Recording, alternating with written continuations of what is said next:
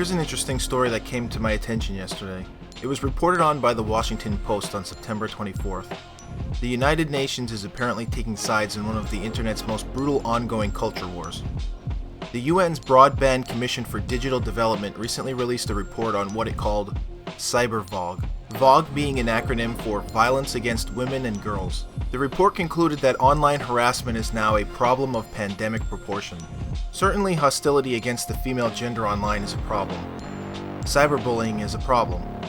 But the concerning aspect of this story is the radical policy that the UN is proposing to change the way the internet would work in the future.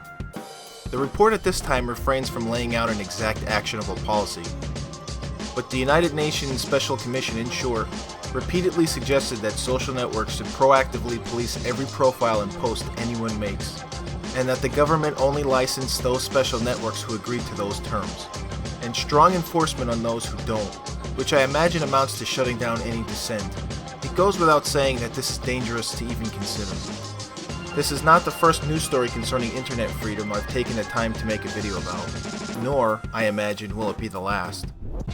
Considering how many enemies of free expression there are in the world today on both the left and right sides of the political spectrum, one of the biggest threats to free expression right now, ironically, is not fascist governments looking to quell political dissent or mega corporations trying to squash file sharing, but surprisingly, average citizens, Tumblrites with their trigger warnings, anti-Reddit quote-unquote social justice warriors, and those who wave the banner of feminism to silence Gamergate.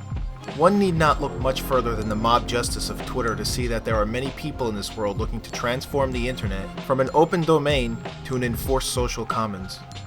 I'm somewhat left-leaning, and although it goes without saying that I'm against cyberbullying against anyone, let alone women, no matter how well-intentioned the idea, we must never let any law be passed that would silence any voice online.